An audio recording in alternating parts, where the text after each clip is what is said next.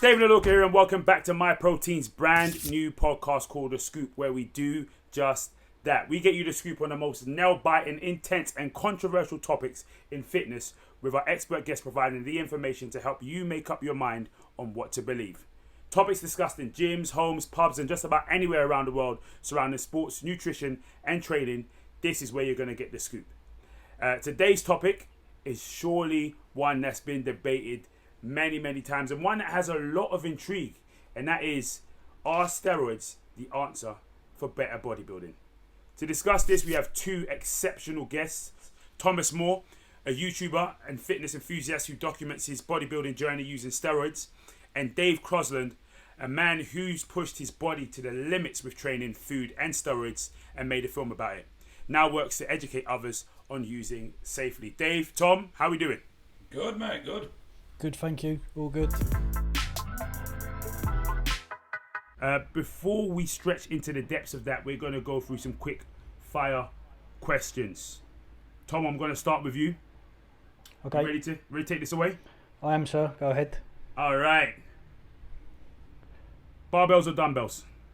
Dumbbells. Chocolate or crisps? Crisps.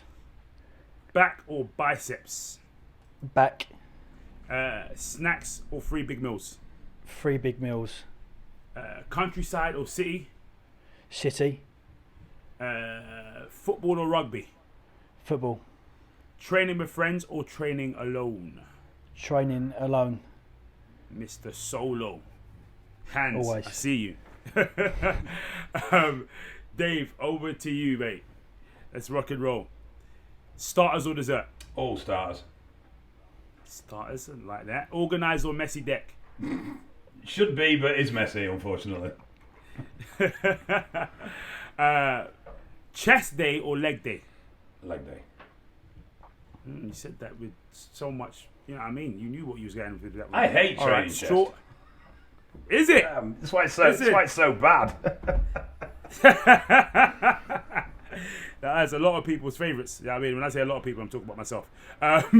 Short and intense or long and slow training sessions? Short and intense. Going keto or going vegan? Keto. Don't ever say that word again. Lions or tigers? I'm going to cheat. Ligers. Ligers. A little crossbreed, little hybrid. I like that. Fabulous. Well, all right, okay. I think we can glean a bit from the both of you from your answers there.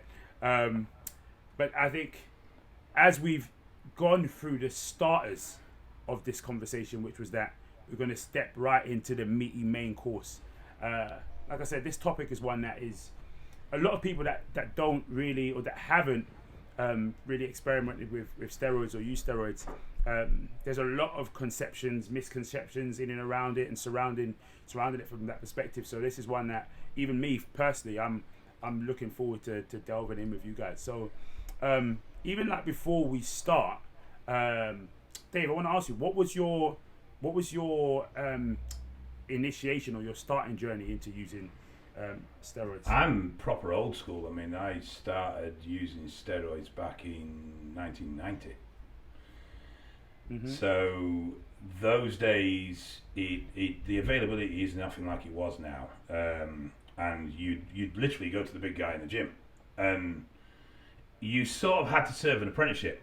So they wouldn't sell you the gear unless they thought you were worthy of having the gear, and then when they did sell you the gear, you'd be lucky if you got a course of orals. They wouldn't give you anything else.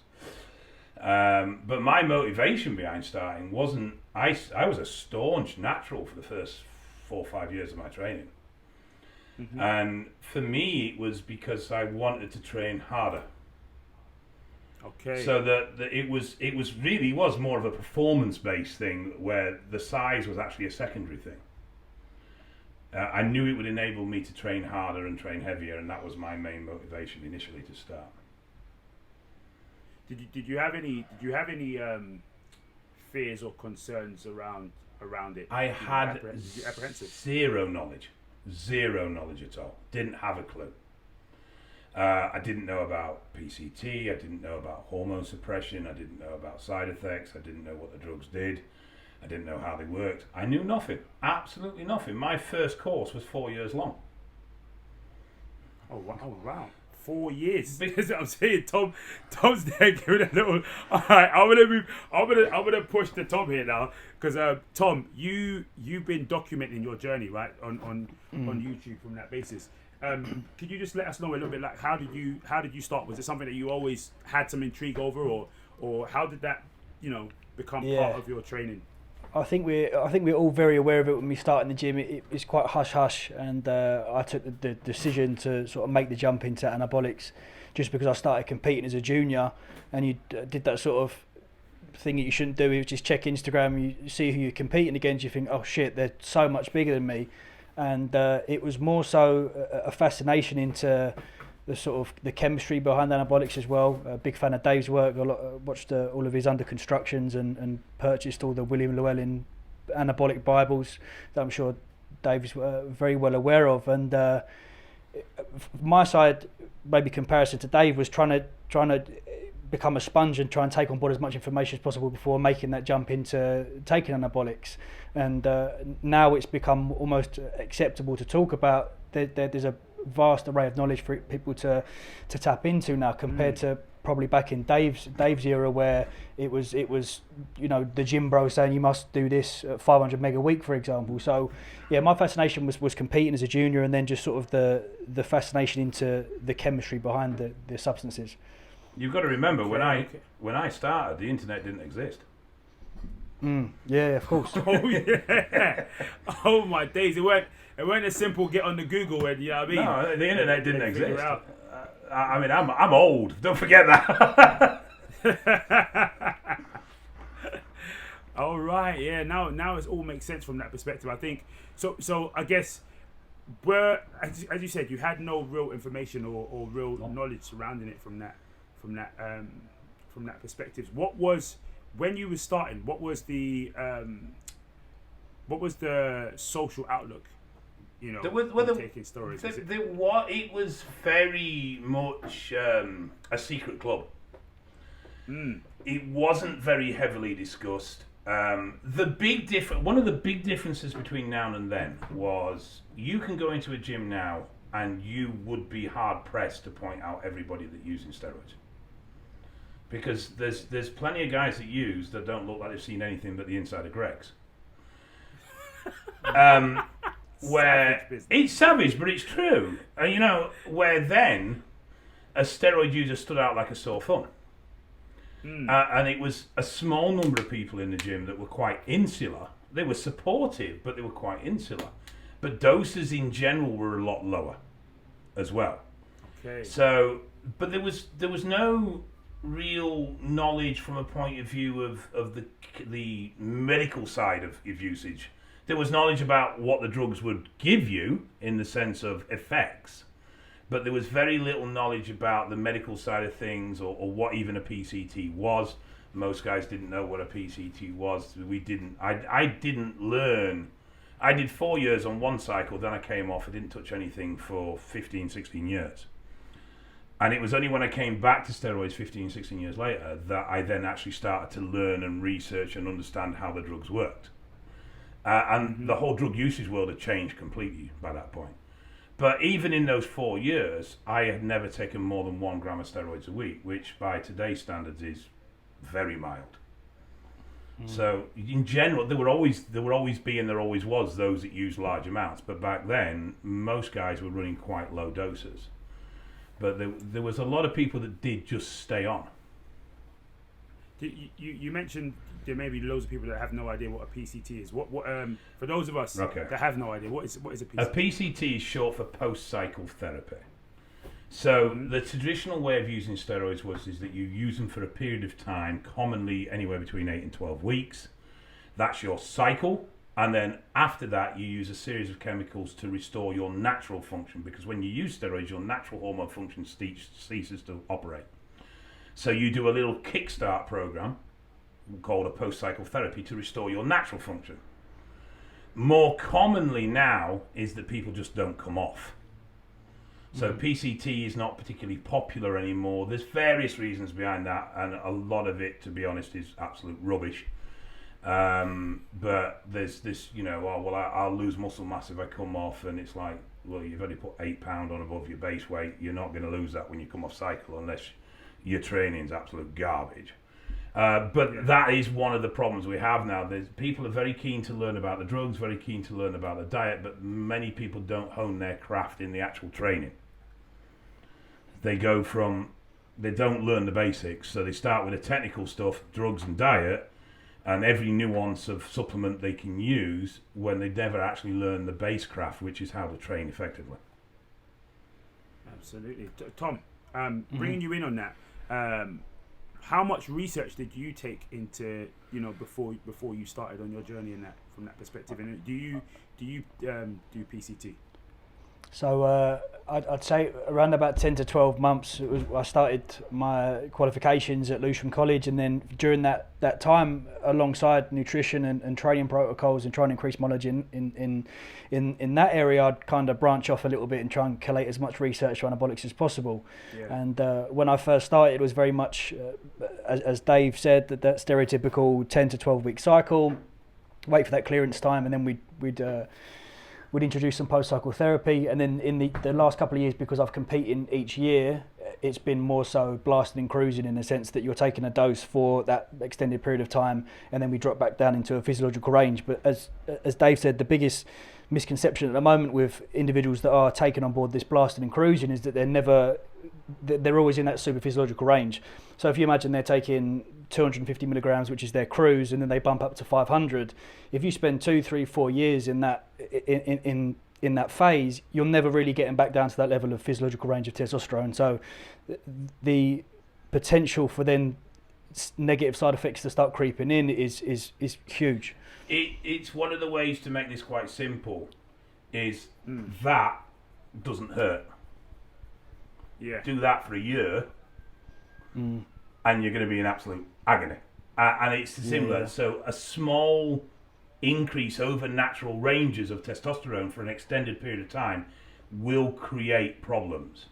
But for a short period of time, those problems are very low risk. But when you're constantly sitting higher than you should be with your hormones year on year on year, you start to develop cardiovascular problems, you start to develop blood value problems. And that's where we're seeing a lot of issues coming forward now with modern day usage. I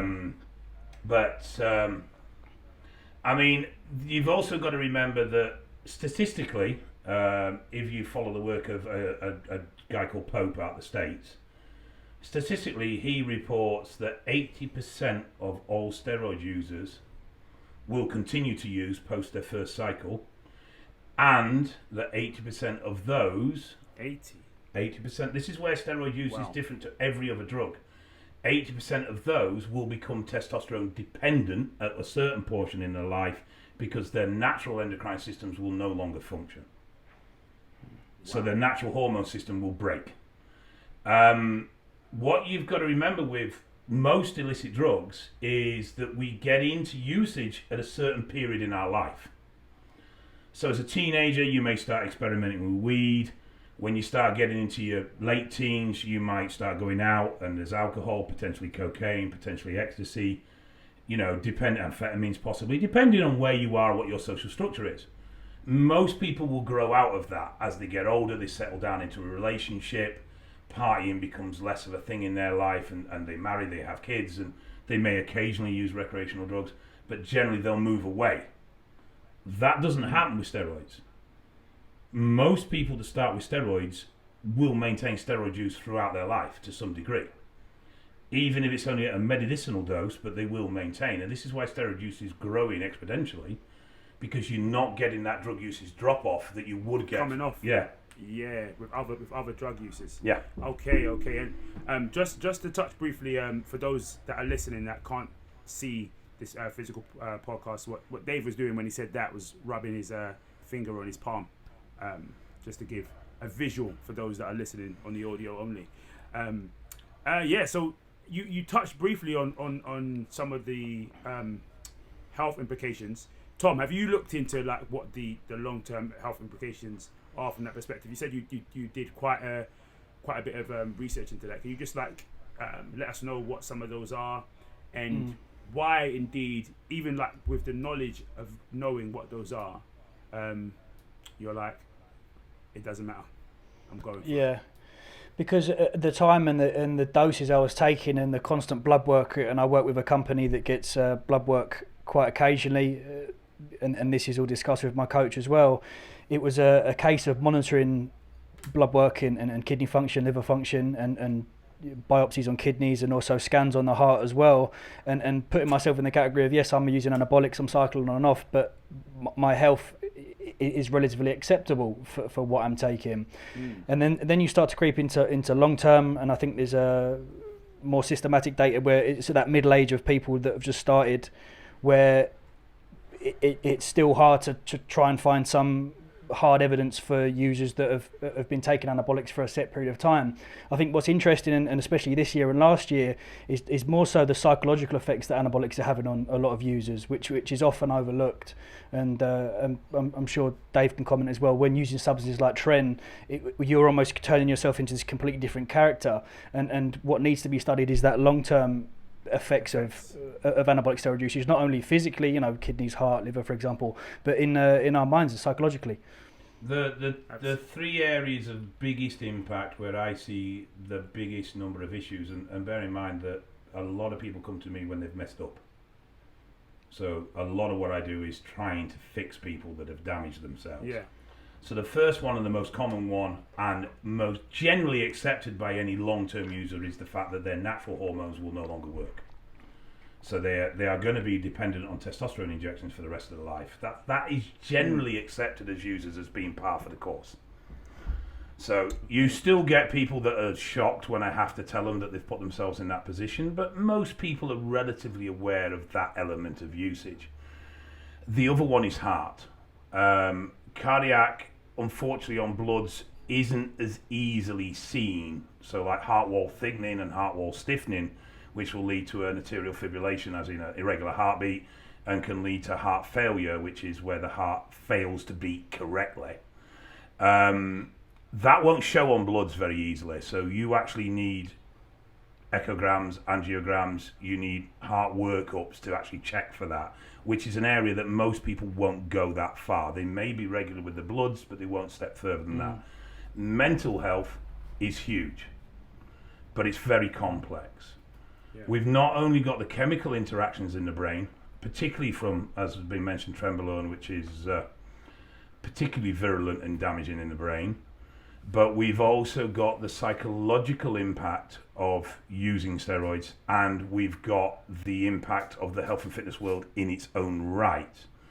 There's quite a few studies that have shown that basically the mental health of somebody, this sounds quite ironic, but the mental health of somebody deteriorates the more they get involved with fitness and keeping fit. Because they become more focused. And now, an easy way to explain this is, if you study for something, if you invest money or time into something, it may be that you customize a car, or you study for a PhD or a degree, that becomes precious to you because you've invested money and time in it. Yep. So the same happens with your physique. The more time and more money you invest in changing your physique, the more of a priority your physique becomes to you. Yeah. And then as a result, things that challenge or question that, you can struggle to deal with mentally. One of the big issues these days is social media. And it's not just the fact that we're exposed to this massive range of physiques, it's that we're exposed to very generally untrue images of physiques. Absolutely. So, Absolutely. Back in my day, the only physique I saw was the physique that was stood in front of me. Mm-hmm. These days, I see physiques that I know the person in real life, and it's like, I know you don't look like that picture you've just put up, but you're a master at using angles. But that gives then unrealistic goals to the average person that's looking at that. And so they've worked really hard, they're proud of their achievements, they engage in the fitness world online, and all of a sudden they feel like absolute garbage. Because they're now comparing themselves to unrealistic goals or to untrue goals, and suddenly they're now not successful. They've not achieved anything because they're not as good as the next person they're achieving to. Now, what we find with the chemical interactions with steroids in the brain is not only do they reduce cognitive function, they change our perception of risk, they increase our levels of anxiety. Now, you put those sort of parameters into someone that's now exposed to a plethora of image that's making them feel insecure, and you can see where it becomes a whole melting pot that starts to spiral itself, getting worse and worse and worse.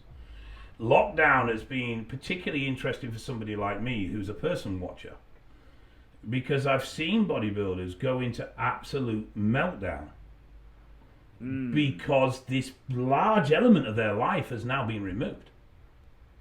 You see it with professional sports people. When they leave their sport and they were known as being that sports person, they lose their identity because they've got nothing to identify to. So generally they go into broadcasting or commentary or something like that. But they just to try and stay close. Yeah, because it keeps them close. But they tend to lose identity, and they can really struggle with that. It can be a real difficult transition, and you get the same in bodybuilding because they've invested so much time and so much money. It's one of the few sports, I suppose, that has, even at an amateur level, a huge amount of time and finances invested in it. Absolutely. From that perspective, do you, Dave, think a lot of people now stepping back into gyms now are going to be using a lot more because they're in prep for? It's not so much even in prep. I've had a lot of people, even my own clients, who I really don't. I hold them back constantly from their drug use. They're wanting to regain what they've lost. Yeah. And what they don't grasp is that actually you'll regain the vast amount of that naturally. If that muscle was truly established to your frame, the muscle memory will bring that back fairly, very quickly. But the amount of people that are jumping on cycles when they haven't even trained in the last 4 months and they're just going back into the gym is ridiculous. So you've seen a big spike in usage from people wanting to regain what they lost. Seen a few people go completely away from it. Surprisingly, a few people that I know that were starting to have some mental health problems with their usage and were starting to have difficult times because they've been enforced into this period of no training, no drugs, no nothing.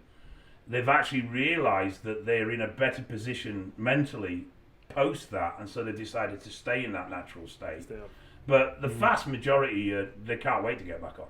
And I'm constantly arguing with people, look, back off, give it 4-6 weeks of regular training, regular structured eating, then let's sit and discuss about going back on a cycle. You don't need to jump on from day one, but a lot of people are doing. Absolutely. I think that's exactly what I would kind of presume from that perspective, because people want to make up for lost time. Very much so. Yeah. I mean, you can understand if it's someone who's competitive, who earns a living out of it, or has some sponsorship they have to answer to, but for the vast majority of users, that's not the case. And competitions are still very much up in the air. We've still not got very clear direction as to what shows are running, what shows are not running. The calendar's all over the place. Absolutely. So it has been a testing time for users mentally, because they've lost this grip on reality of what is their normal. You know, their normal doesn't exist anymore. And a large number of I know a large number of people sustained cycles through the lockdown, which was, again, a bit daft, really. It's sort of, you haven't got the facilities you need to progress, then why would you add the chemical to help you progress? But, unfortunately, the perception of, when I started in steroids, training first, diet second, drugs third. And unfortunately that's reversed now, and it is for a lot of people drugs first, diet second, training last. And yet training is the thing that starts it all. Training is the thing that stimulates muscle growth. Drugs don't, diet doesn't. I can give you the best diet in the world. If you don't exercise, you're not going to change your physique. You might get leaner, but you're not going to gain any muscle mass. Absolutely. No, yeah. It's interesting from that perspective. It's interesting from that perspective that it's been so flip-flop, because people want, like I said, the quick gains, but don't want to. They feel like to some extent that you don't have to do the work from that perspective. The bottom line is steroids do work. if you get the genuine article, they do work. And as a result, they can fast-track things and they can patch holes in poor diet and poor training. But that will only get you so far. And the problem is, people are very much, well, it worked in the past, so it'll work again. And when it doesn't, they don't sit there and go, well, maybe I need to review my diet or maybe I need to review my training. They assume, to protect their own egos, they need more gear. They need more drugs. It's very difficult for anyone to look at themselves objectively and be constructively critical of what they do. And it's very difficult, well, I've always done that way and it's always worked in the past. Yeah, well, it's not working now. Yeah, well, it must be this or it must be that, because it's difficult to take responsibility for the fact that we're not progressing because we eat too much or we eat the wrong things or we're just a bit lazy in the gym. And I know it sounds crazy, but you see, I honestly think if you got rid of steroids tomorrow, if steroids just, you click your fingers and did a Vanos and steroids didn't exist anymore, then you'd probably see over 50% of people currently in the fitness industry disappear. Mm-hmm. Oh, what? For real? Are you serious? Because they wouldn't be progressing. So why would they continue doing what they do if they're not getting progress? Fair point. Tom, what have you got to say about it? Do you agree? Yeah, 100%. And then it also you also end up going down that path of the individuals that are claiming natural but are using anabolics behind the scenes and they're keeping stum about it. So, it's just adding to that point. I mean, how do you go on? Sorry, David. Yeah, sorry. No, go on. Yeah, no. What I was going to ask is, Dave, you made a very clear and straight point, basically saying steroids work. Straight out, flat out. Okay, cool. So we accept that as a reality that steroids work. The question that I'm going to throw at you both then, and I'm going to start with you, Tom, is then how do you ensure that you use them safely if you do? Because obviously you, Tom, are currently,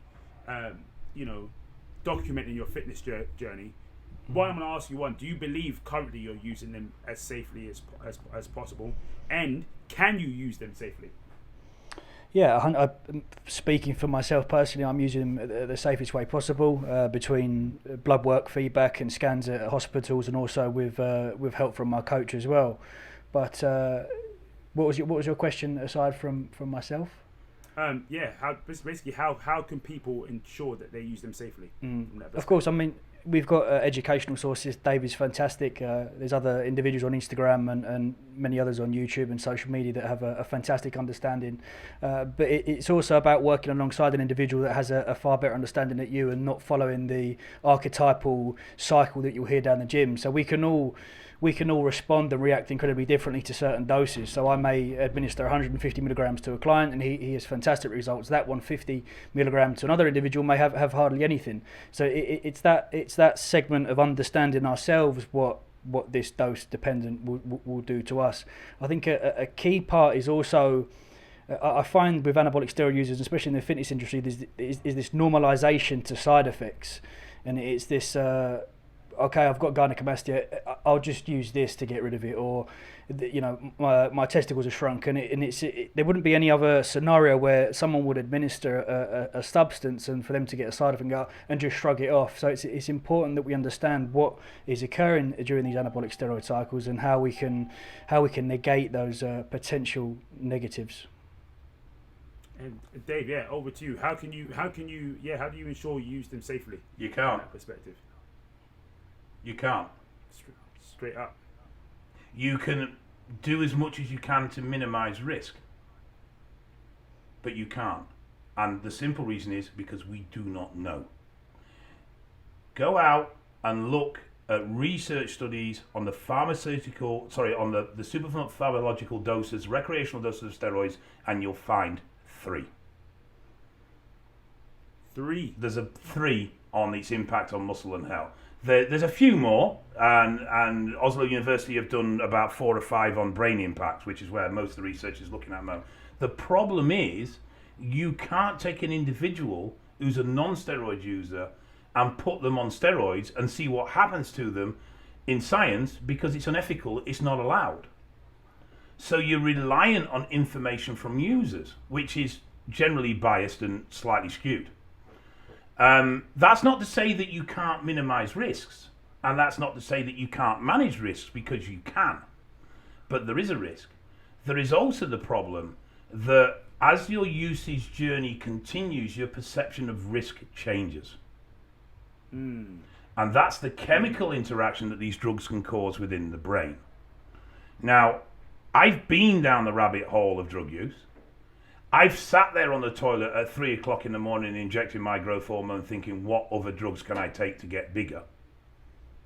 Which is definitely not the thought process you need to be having. And I came out the other side with heart failure and kidney failure. Now, because my heart failure was drug-induced, it's fixable. It will regress. Yeah. My kidneys won't. My kidneys are trashed and will be trashed for the rest of my life. And I supposedly knew what I was doing. But I did push the limits, don't get me wrong. I mean, I pushed it as hard and as far as I could go because I wanted to see the limits. A lot of people probably won't understand that, and it's too long a conversation to probably have now. But I deliberately went on the journey I went on because I wanted to experience and I wanted to see what happened. Because we have no information on what happens. We have no information on what happens when someone takes 4 or 5 grams of gear a week and how they cope with that. There is no information about that. It's not readily available. But, that's not to say that, there are plenty of things that we do in our lives that are harmful to us. Energy drinks, alcohol, tobacco, diet, lack of exercise. You could go on and on and on. So, it's not that steroids are this big evil. You abuse any substance and that's going to kick you in the backside at some point. Yeah. You smoke 40 cigarettes a day and you're very likely to get cancer. There will be the exceptions, as there always is. You drink a bottle of whiskey a day, you're going to probably be an alcoholic and die of liver failure. You eat McDonald's every day, you're probably going to have a heart attack and be obese. So there's, any abuse of any substance is going to create increased health risks. One of the problems we have is that over the last 4 or 5 years, health conscious individuals and being health conscious within your uses has increased massively. So people are well aware they need to take bloods. People are well aware they need to do health checks. But what has also happened at the same time is abhorrent readings have been normalized. So in the same way that side effects have been normalized, and as it's generally accepted that you're going to end up being on testosterone for life at some point, certain blood readings are now normalized. Oh, that's because you're on steroids, it's fine. And it's like, no, you still need to look into the causes behind this, and you need to look at patterns to see if things are worsening or getting out of control. But I would say you can use steroids in a responsible and comprehensive way where you minimize risk, and that risk situation is always going to be down to your personal risk and reward ratio. Now, despite the health conditions I have, the damage I've done to my body through my drug use, would I change a thing? No. Would I do it all again? Yes. Because for me, the rewards of that experience and the good I can now do in working with other people was worth the risks. Okay.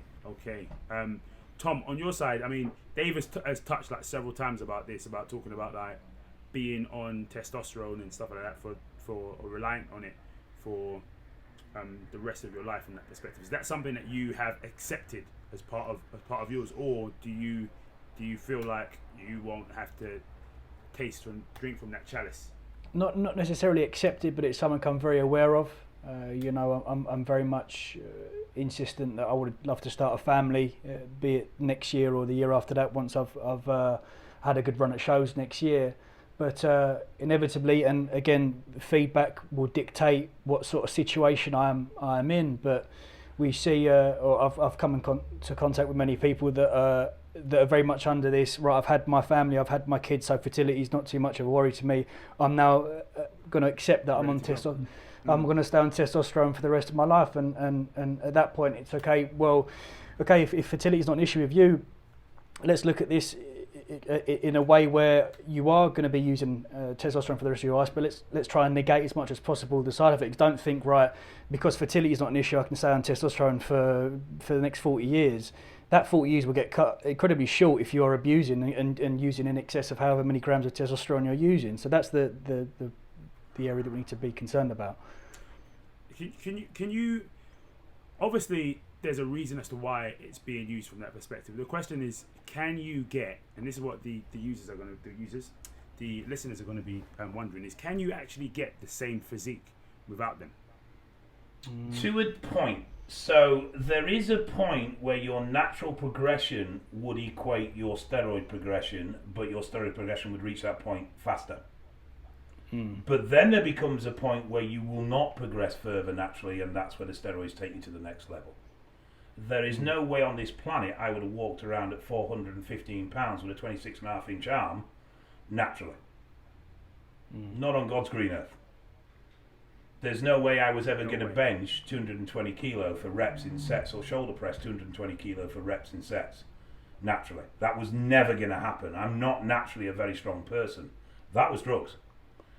But what is a bit ironic is when you speak to users, particularly amateur users, at what their ideal goal physique-wise is, it is often a physique that is attainable naturally. But, let me put it this way. How far is the shop from your house if you want to drink? Probably about 400 meters. Do you drive or walk? 9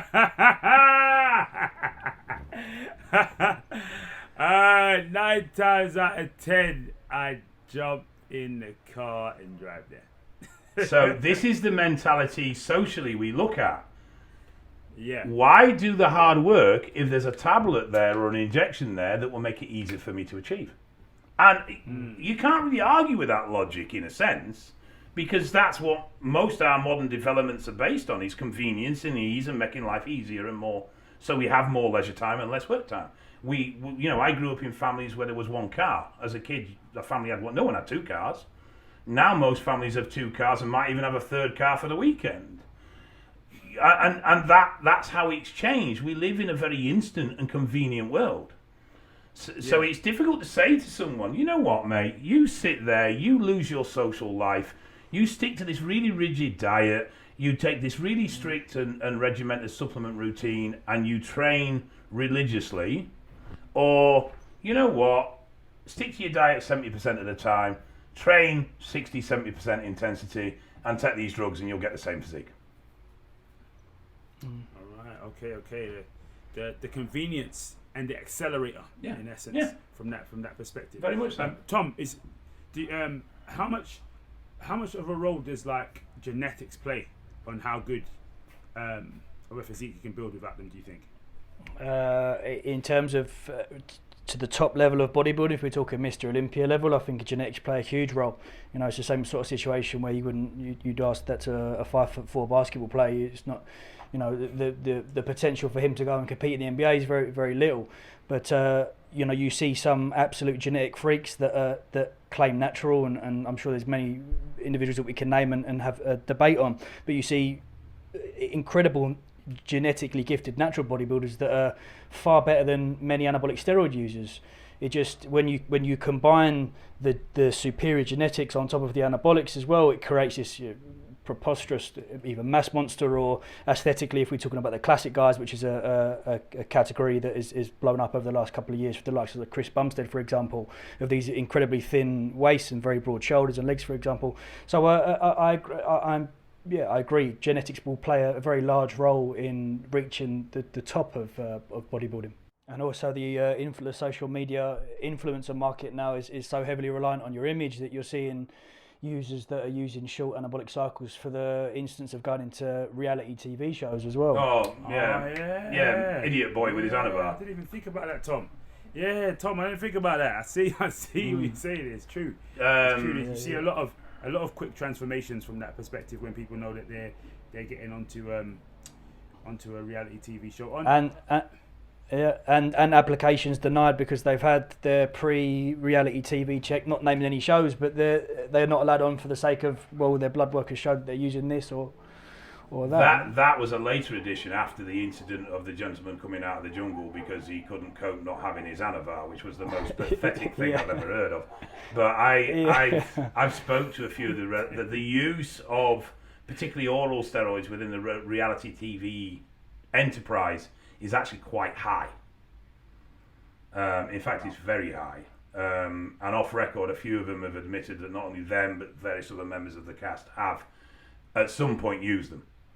Not necessarily using them at that point specifically, but at some point have used them. It's a lot more common than people realise, and that's where the social stigma seems to have gone. So you've still got there's a bit of a catch-22 within the sports industry because you've got a very large financial industry that generates huge amounts of money. You've got a large number of sponsors that invest huge amounts of money. They don't want to be associated with drugs, but at the same time, they want extremes when it comes to performance. And that's the issue, and that's the contradiction that there is there. I always forget the name of the study, but there was the study done on professional athletes where they asked them if they took a drug that would kill them in 10 years' time, but it would make them number one in the world, would they do it? And a huge percentage of athletes said they would. And when you think that you've dedicated your life to be the best you can be, and you're up at stupid hours in the morning, you're missing family events, you're missing holidays, you're missing this, it isn't a big step mentally for someone to go, well, if you take this tablet, it'll make you 5% faster, 5% stronger. Yeah, because it's almost like they're halfway there on that. From that and there's the other thing. Russia, state doping programs. So basically, large percentage of the Russian athletes use steroids. So why didn't they win everything? Have you got the answer for us? Well, if a genetic pool the size of Russia, which has a huge population, which means it has a huge genetic pool, and they have training camps that pull people as children to dedicate them into sports for the rest of their life, and give them steroids, and they're not winning, I can only draw one conclusion. The other guys are using as well. All right. Okay. All right. The plot thickens, Dave. The plot thickens from that perspective. All right. What I'm going to ask then is, because I could see, obviously, clearly, would you like to call yourself, in essence, an advocate for not using steroids? No. I'm not an advocate for use. I'm not an advocate against use. What I am is an advocate for education and choice. But my argument is, if you want to make the choice, you should have the information available that allows you to make that choice. I mean, like as a bodybuilder, I don't think steroids are cheating, unless you're competing in a natural federation that's tested and you shouldn't be using. I don't think it's cheating to use steroids to enhance your physique for your own personal use. I think it's a personal choice. Yeah. I do think there are situations where steroids shouldn't be used. But again, I used them, I abused them, I trashed my health, I now spend more time eating pies than I do sitting in a gym. Who am I to cast judgment on someone else's choices and actions? Then I'm going to come over to you, Tom, and let's look at this from a bodybuilding perspective, because like I said, we've had a strong debate about sport. What's your thoughts on it from that regard? I know Dave touched on it at the end there, basically saying his view is in bodybuilding, it's not cheating. What's your viewpoint in that sense? Do you just think if you're in bodybuilding and you really want to compete and you actually really want to win, No, well, not necessarily, because you've got natural bodybuilders that want to push the limit and compete at the highest possible level from a natural position. So to say that anabolics need to be used indefinitely is not essentially true. There's some fantastic natural bodybuilders like AJ Morris, for example, Alberto Nunez for part of the Team 3DMJ guys that have made an incredible sort of portfolio of natural bodybuilding. It then comes down to the question of you've you've also got people that are unhappy with the amount of anabolics that people take in non-tested. So, you know, you've got the top guys that are taking grams and grams per week, and then maybe a guy who only takes a little amount, and they kind of feel hard done by. So the only problem, again, agreeing with Dave, is running into when users are taking anabolics in natural competitions.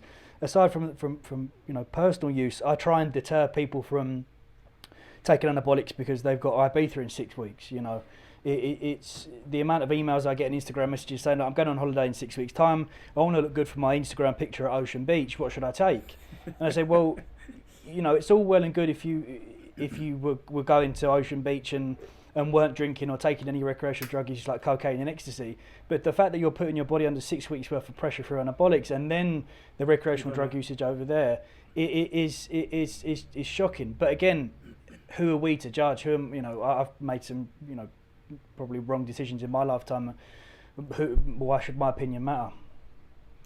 Absolutely. I guess it's hard from that perspective, being in a position where you use or you've used and so on and so forth for various different reasons, to sit on a holier than thou position. But at the same time, you guys with the experience from that perspective are the ones that, you know, have, in essence, the experience. You've experienced it, so you can give. For me, the issue is around honesty. Yeah. If you use, you should be honest about what you use. And what you should also be honest about is what's happening with your usage, not just the positive, but the negative. And that's why I rate what Tom's doing from that perspective, with documenting his fitness his journey from that perspective, because he's being very open and honest from that perspective of, all right, this is what I'm doing, this is what's happening from that perspective, but also detailing, you know, throughout what that journey and what that process looks like on that basis. And I don't know if we have too much of that within the industry, of people actually just being a lot more transparent or vulnerable from that perspective with using. I'm probably going to blow my own trumpet a bit here, but yeah, go on, Dave. Tell us. When I did the under construction projects, so I did the same as Tom did. I documented everything live on YouTube. And the one rule we had with those 2 films that we produced was it had to be the truth. Now the first one is in its way a bit tame. It shows injecting and a few other things which had never really been seen before on camera in that way. But the second one literally shows me destroying my health. Yeah, those shots of you in the when you were getting the blood work feedback done were quite harrowing. Oh, you see me in hospital at the end of it. Yeah. And we deliberately made a conscious decision that we weren't going to Americanize and sugarcoat what we did.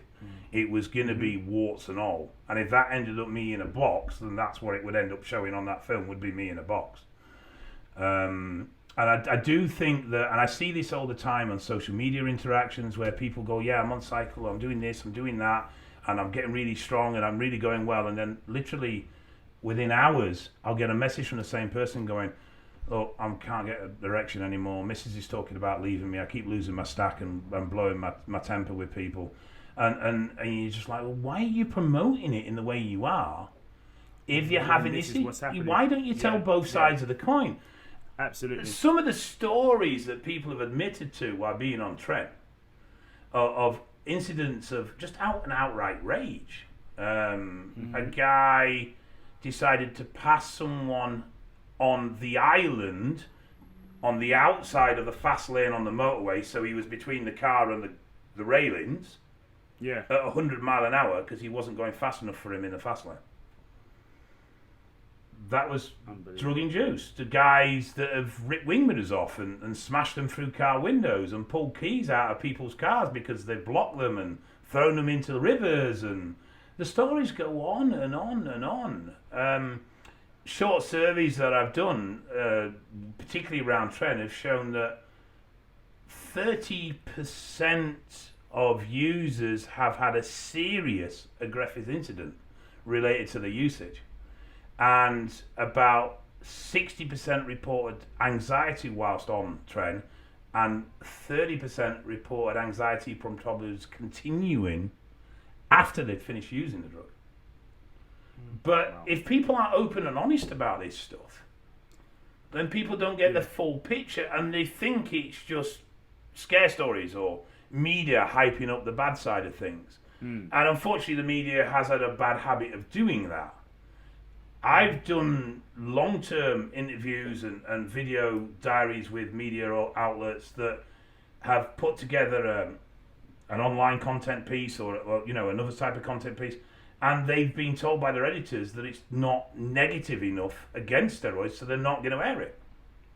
I got cut. I got cut from a ITV show exactly the same. I had a sit-down interview with quite a well-known TV producer, TV host, and it wasn't, the content wasn't juicy enough, and it didn't get aired. But what did get aired was half an hour of just completely slating anabolic users for being scum, low of the earth, violent, The truth is sensationalistic enough to have a story. There are those extremes, it does go on, but there are also doctors, teachers, lawyers, policemen, fathers, mothers that use steroids and do so with very little impact into their lives. There's a massive interesting conversation to be had surrounding that, surrounding about how integrated steroids is in the normal life as well. So I'm going to throw back the main question to both of you guys. Tom, I'm going to kickstart with you. Are steroids the answer for better bodybuilding? Again, it's tricky, but if we mean better by a more aesthetically appealing physique, be it whatever category of bodybuilding is, if we mean better by more audience being gathered at bodybuilding shows because we have bigger mass monsters, then essentially yes, anabolics are gonna inevitably lead. Let's not be naive on anabolics and what they can do to bodybuilding here, but the problem then runs into this fascination of anabolics and everyone using them, being open about it, that then lead to this massive influx of negative side effects, and not enough people documenting it, and two, not ensuring their health whilst on cycle. So yeah, it's a tricky yes or no question to answer. Over to you, Dave. I think anabolics create more extreme bodybuilding. Not necessarily better. I think bodybuilding is the process of developing your physique to your ideal, or to a criteria ideal. That isn't necessarily a role that needs anabolics to complete. I also think that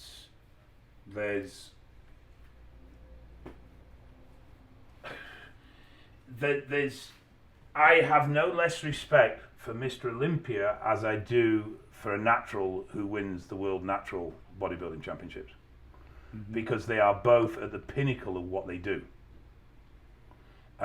Yes, there is differences in mass. That doesn't mean that the user trains any less hard, because to be at that level of physique, you've got no choice. Everything has to be on point. In the same way that the natural doesn't do anything any less hard, because he has to be on point to make the pinnacle of his physique. So I don't think it creates better bodybuilding. I think it creates more diversity in bodybuilding, and I think it creates more extremes in bodybuilding. And if we ever nail myostatin suppression, then you're going to see things that are next level. Now, myostatin, for those that don't know, is a hormone that regulates muscle growth. Now, many people will be familiar with the Belgian blue bull. It's a cow that looks like it's on steroids. It's just muscle on top of muscle on top of muscle. That's because it has been bred to have a myostatin deficiency. Myostatin research, or myostatin suppression research, is the holy grail in muscle wastage disease treatment. So it is something that science is actively looking to develop. If that drug's ever developed successfully, then you'll see, because that will create muscle without even moving off your arse. You will just grow, because your regulatory system that stops muscle growth has been removed. That will see another level. Does that make it better? No, not necessarily. And then again, it's down to your perception of what the ultimate physique is. I like mass monsters because I appreciate the effort and stress it takes to get to that size, having been there. That doesn't mean I don't respect the likes of Frank Zane, Danny Padillo, guys that Bob Paris, guys that created amazing aesthetic physiques, because their focus was on the balance and flow of their physiques, whereas your Marcus Rule was on how big can I get. Pushing it to the limit. It was a limit pusher. Yeah, and so they both deserve respect as far as I'm concerned, because it's like saying, is a sprinter a better athlete than a marathon runner? True. Okay, it's apples and pears. In essence, it's almost apples and pears. Although we're talking about all fruits, it's practically apples and pears from that perspective. Okay. Bodybuilding is a very personal thing in that, you know, my journey was what I wanted to achieve personally. And a lot of people disagreed with it. And I got a lot of criticism for it. A lot of criticism. I got a lot of hate for it. A hell of a lot of hate. But that was my personal journey. That was what I wanted to do with my physique. And that's no different. If you manage to fit into a criteria and compete, great. We do have some audience questions for you both. Our listeners have got some questions for you both, and I'm going to kickstart with Tom here. Yeah. Would you ever consider competing as a natural bodybuilder? I don't know what the ground would be for me competing as a natural bodybuilder after I've taken anabolics, but my biggest regret was taking anabolics far too early in my training career. I would love to have pushed myself naturally, and of course we all do sort of holiday cuts and we look in good condition, you know. I wish I would have taken it there as a natural compete on the stage. But if I could wind the clocks back, then the answer to that question would be yes. Squeeze out as much a natural potential as possible, compete at that natural level, and then look into going into the world of anabolics. Awesome. Dave, are you still training nowadays? And if so, what's your training plan like? I'm training to be an international pie eater. I haven't. Some conscious, some just other priorities. My projects took a huge amount of effort, time, and sacrifice from not just myself, but from my family as well.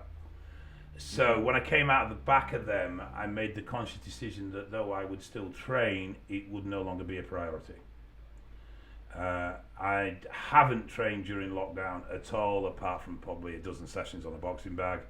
And I've just focused on work and other things, but as it happens, I am actually renewing my membership tonight and going back to the gym on Friday.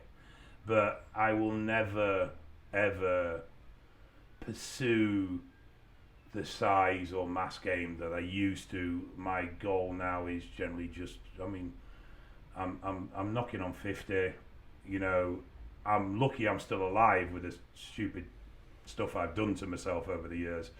And to be quite frank, I got out of it relatively well considering what I did do to myself.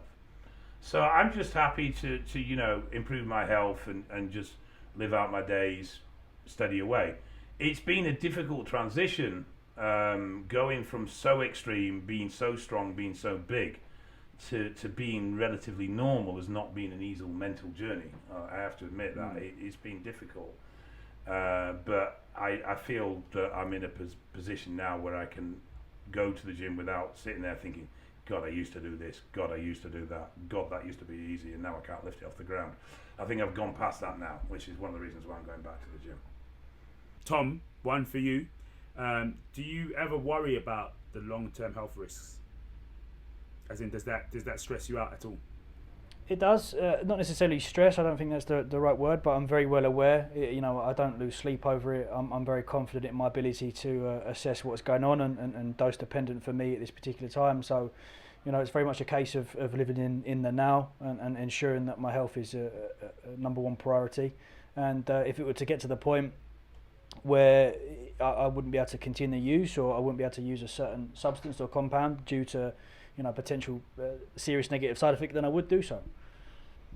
And then finally, one for you, Dave. What was or is your worst side effect? That's difficult, because I view the health implications that have come off my usage as part of the journey I made. So I don't view them particularly as negatives. I just view it as that was the journey. You know, would I like to have normal health? Yeah, of course I would. I mean, who wouldn't? But I at the same time, I don't sit here in regret, and I don't sit here in woe is me or any of that. I would have said that the worst side effect I had to cope with, and generally actually through my usage, my side effects have been quite mild. My health problems post usage are where my side effects have really manifested. But there was a period of time when I started to get a very strange sort of acne, and it wasn't like your normal pimples. It was like beard boils almost, but they were very, very deep, so you couldn't sort of squeeze them out. And I sort of resembled Worf off Star Trek rather than I resembled a human being. That was a very difficult time to cope with mentally, because I got to the point where I was severely, very conscious of the fact of how I looked. Yeah. But in general, stuff like gyno or back knee, bad acne on the back and stuff like that, I'd never really had. I just had this breakout on my face. That lasted about 2 months, maybe slightly longer. And that was actually a central nervous trigger. It was the drugs, but it was the stress the drugs were placing on my central nervous system. Yeah. Otherwise, side effects really, I never had a lot of issues. I had health implications from my usage, but your normal stuff that you get, like when I used Tren, I didn't get angry, I didn't get hot, I didn't get appetite problems or any of that stuff.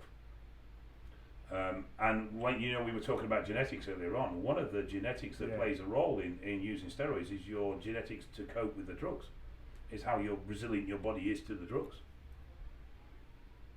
Okay, no, thank you. Thanks massively for that, and thanks to our audience as well for sending those questions in. I hope that has provided a lot of insight from that perspective. Now, we always like to ask our guests for one thing or person that has influenced them, and secondly, one piece of advice that they're going to give to our listeners. So, Dave, you just finished. I'm going to start back again with you.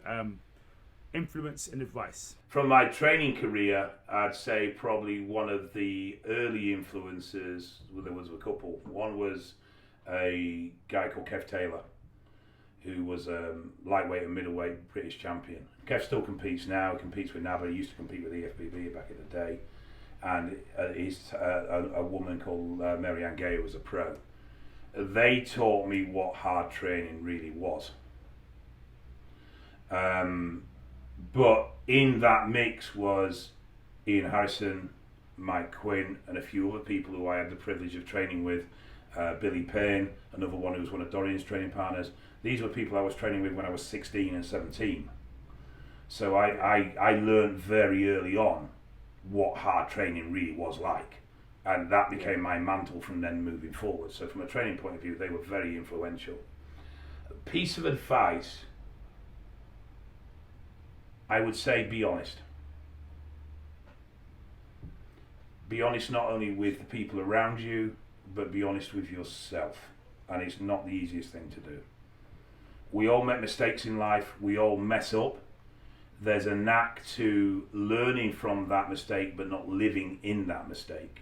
You need to accept, and that's part of the honesty part of it, accept what you have done or haven't done, learn from it and move on. If you don't, you'll just continually repeat that mistake because you're in denial of it.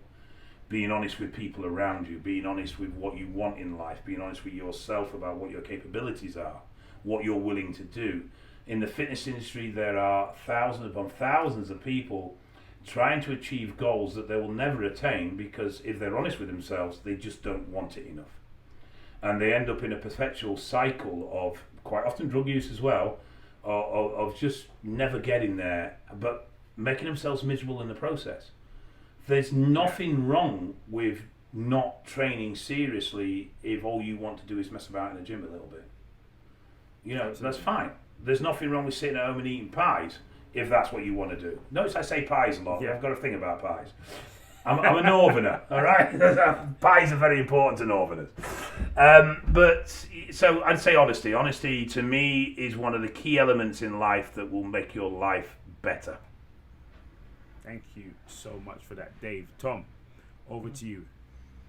Yeah, inspiration-wise, from a bodybuilding sort of training aspect, would have been Dorian Yates. I remember buying his Blood and Guts DVD a long time ago, and that was a first sort of injection of what true training is. And other inspirations from bodybuilding would be Chris Bumstead, just aesthetically, who's holding reign of the classic world at the moment. And McGregor is a big. Conor McGregor is a big. I idolise him a lot in terms of all aspects of personality and business too. Thank you so much for that. Thank you so much. Thanks both of you guys for sharing. Pleasure.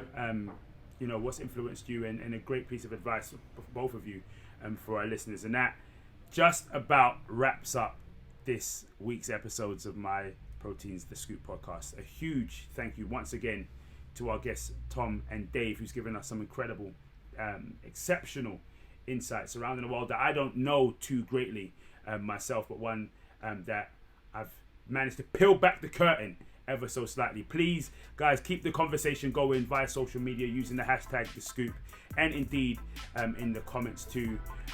Also, if you're watching this on YouTube, click that subscribe button and give us a little like as well. Don't worry, we'll be back again soon for another episode. I've been David Alorka. You've been watching The Scoop. Thank you for listening.